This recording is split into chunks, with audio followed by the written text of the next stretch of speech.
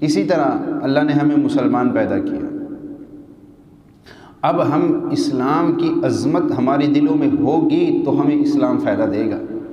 نماز کا ادب ہوگا تو نماز سے ہمیں فائدہ ملے گا، قرآن کا ادب ہوگا تو قرآن سے ہمیں فائدہ ملے گا، مسجد کا ادب ہوگا تو مسجد سے فائدہ ملے گا۔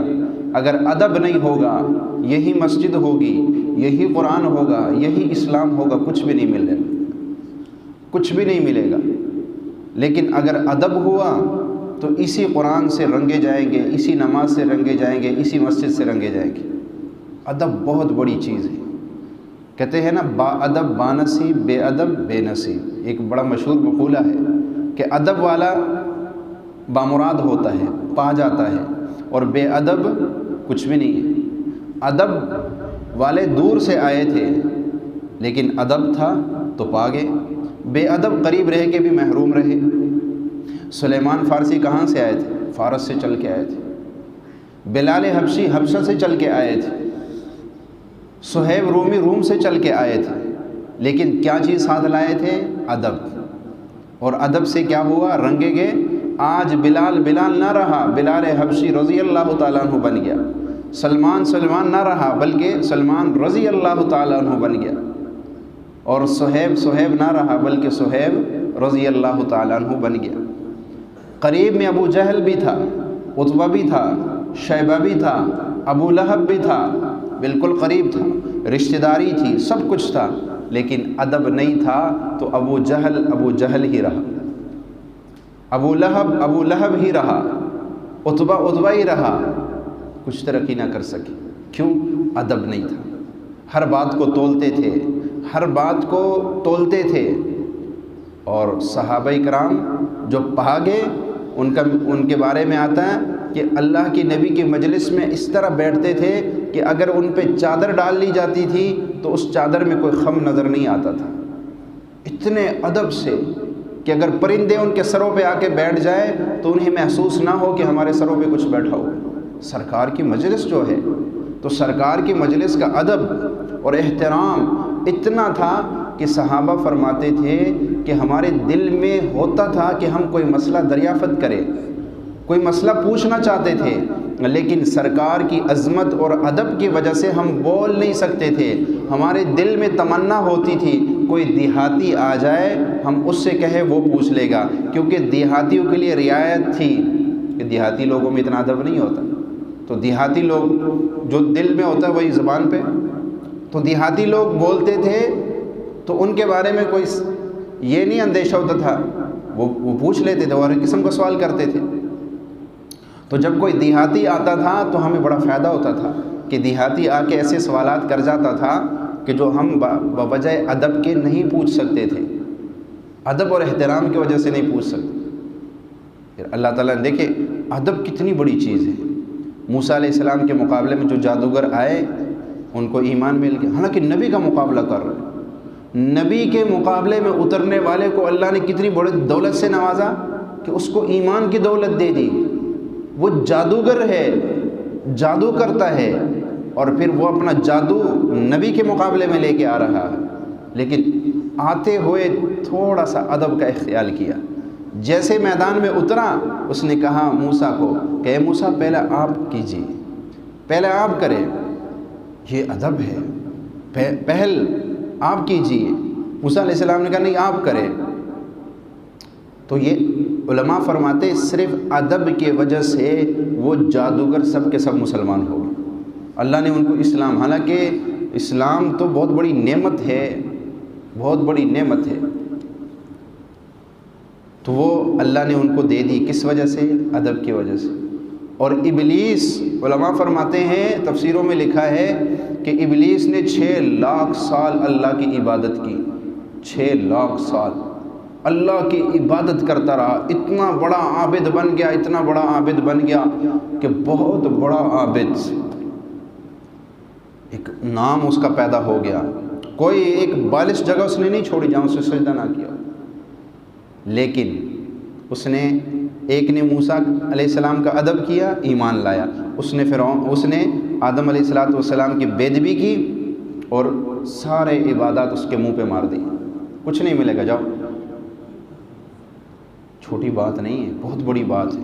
6 لاکھ سال کی عبادت ایک لفظ بے ادبی کی وجہ سے اللہ نے ساری منہ پہ مار دی، اور ہمیشہ کے لیے اس کو جو ہے ذلیل اور خوار کر دیا۔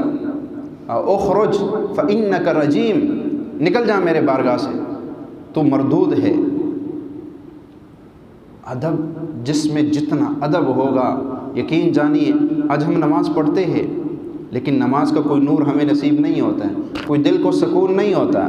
سخت پیاس لگی ہونا اور بہترین اعلیٰ قسم کا شربت مل جائے اور پی کے بندہ کہتا ہے ہائے دل ٹھنڈا ہو گیا۔ کاش کبھی نماز پڑھ کے ہم کہتے دل ٹھنڈا ہو گیا، کاش کبھی قرآن پڑھ کے ہم کہتے دل ٹھنڈا ہو گیا، کبھی دعا مانگ کے ہم کہتے دل ٹھنڈا ہو گیا، کبھی اللہ کے آگے آہوزاری کر کے ہم کہتے آج دل ٹھنڈا ہو گیا۔ وہ آہوزاری، وہ نماز، وہ قرآن ہم کرتے ہیں لیکن دل ٹھنڈا نہیں ہوتا، اس لیے کہ اس میں ادب نہیں ہوتا ہے۔ وہ ادب نہیں ہے، وہ عظمت نہیں ہے جو نماز کو دینی چاہیے تھی۔ وہ ادب ہم نے نماز کو نہیں دی، وہ ادب ہم نے نماز کو نہیں دی،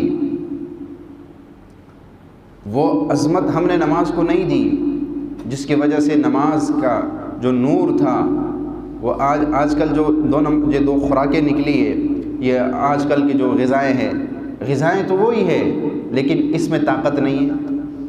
آٹا وہی ہم کھا رہے ہیں، طاقت نہیں ہے اس میں۔ پہلے زمانے میں لوگ یہ خالص چیزیں کھاتے تھے، آج بھی وہی کھاؤ لیکن وہ طاقت نہیں ملے گی جو پہلے ملتی تھی۔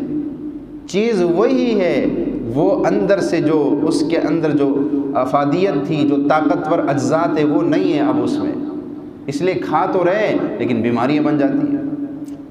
نماز وہی ہے لیکن نماز کو ہم نے کھوکھلا کر دی ہے بے ادبی کی وجہ سے۔ قرآن وہی ہے لیکن قرآن ہماری بے ادبی کی وجہ سے، ادب نہیں ہے ہمارے اندر، جس کی وجہ سے قرآن کا وہ نور ہمیں نصیب نہیں ہوتا۔ قرآن کا وہ، تو ادب بہت بڑی چیز ہے، بہت بڑی چیز ہے۔ جس کے اندر ادب آ گیا اس نے گویا الدین کلہ ادب، دین تو سراسر ادب ہے۔ اس میں تو ایک ایک قدم سوچ سمجھ کے رکھنا، کہیں بے ادبی ایسی نہ ہو کہ 6 لاکھ کی عبادت منہ پہ مار دی جائے، کہیں ایسا نہ ہو کہ عرشوں تک پہنچا ہوا زمین پہ گر جائے۔ اس لیے ادب سب سے بڑی چیز ہے، جس کو ادب آ گیا گویا اس کو سارا کچھ مل گیا، اور جو بے ادب رہا وہ قرآن کے قریب رہ کر، وہ نبی پاک صلی اللہ علیہ وسلم کے ساری تعلیمات کو پڑھ کے اس سے کچھ نہیں ملے گا۔ ایک بہت بڑے عالم گزرے ہیں ہندوستان کے، ان کے حافظے کا یہ عالم ہوتا تھا کہ اگر 50 سال پہلے کوئی کتاب پڑھی ہوتی تھی نا تو وہ بھی بیٹھ کے ایسے منٹوں میں سنا دیتے تھے۔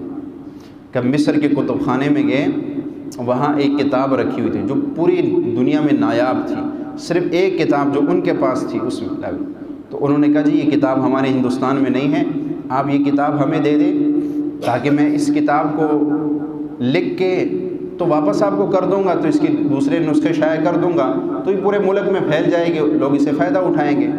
انہوں نے کہا جی ہمارے پاس تو یہ کتاب صرف ایک ہی ہے، ایک ہی نسخہ ہے، ہم یہ کسی کو نہیں دیں گے۔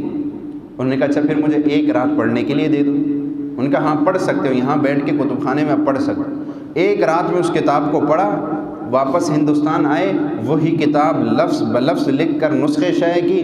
وہاں جب نسخہ پہنچا وہ حیران رہ گئے کہ یہ نسخہ تو پورے دنیا میں کہیں تھا نہیں، یہ نسخے ہمارے پاس کیسے پہنچ گئے؟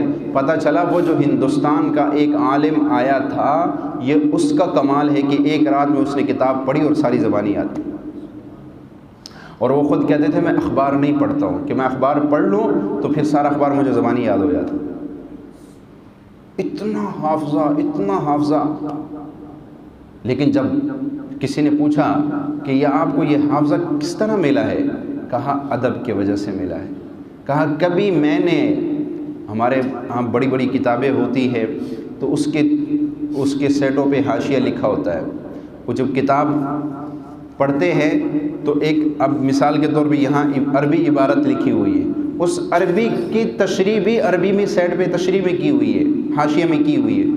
وہ جب پڑھتے ہیں تو اب اس لفظ کو، اس حاشیہ کو دیکھنے کے لیے اوپر ایک حاشیہ ایک ہی طرح، تو کتاب کو یوں موڑتے ہیں، یوں موڑتے ہیں۔ وہ فرمانے لگے میں نے کبھی آج تک کتاب کی حاشیہ کو پڑھنے کے لیے کتاب کو نہیں موڑا بلکہ خود اٹھ کر اس طرف جا کے بیٹھا، کہ اس کو کتاب کی بےادبی سمجھتا تھا کہ کتاب یوں موڑو، بلکہ اٹھ کے چلا جاتا تھا۔ اور کبھی میں نے تفسیر کے اوپر حدیث نہیں رکھی، حدیث کے اوپر کبھی فقہ کی کتاب نہیں رکھی، جس کا جو مقام ہے وہی دیا۔ قرآن سب سے اوپر، اس کے بعد حدیث کا نمبر ہے، اس کے بعد فقہ کا نمبر ہے، تو میں نے اس ترتیب سے سارے رکھی۔ ہمیشہ جو ہے ادب کیا ہے، ایک ایک کتاب کا ادب کیا ہے، استاذ کا ادب کیا ہے، درسگاہ کا ادب کیا ہے، مدرسے کا ادب کیا ہے، جس کی وجہ سے آج مجھ پر یہ علم اللہ نے کھول دیا ہے۔ جس کے اندر ادب ہوگا وہ سب کچھ پا جائے گا، اور جس کے اندر ادب نہیں ہوگا اس کو کچھ بھی نہیں ملے گا۔ آج ہم اپنے اندر ایک چیز پیدا کر لیں، ادب پیدا کر لیں۔ ایک عالم فرمانے لگے کہ عمل کو نمک کے برابر کر دو اور ادب کو آٹے کے برابر کر دو، تمہیں بہت کچھ ملے گا۔ حالانکہ آٹا زیادہ ہوتا ہے، نمک تھوڑا ہوتا ہے، لیکن کہتے ہیں عمل کو نمک کے برابر کر دو اور ادب کو آٹے کے برابر کر دو، پھر جا کے تمہیں اس عمل کا نور ملے گا۔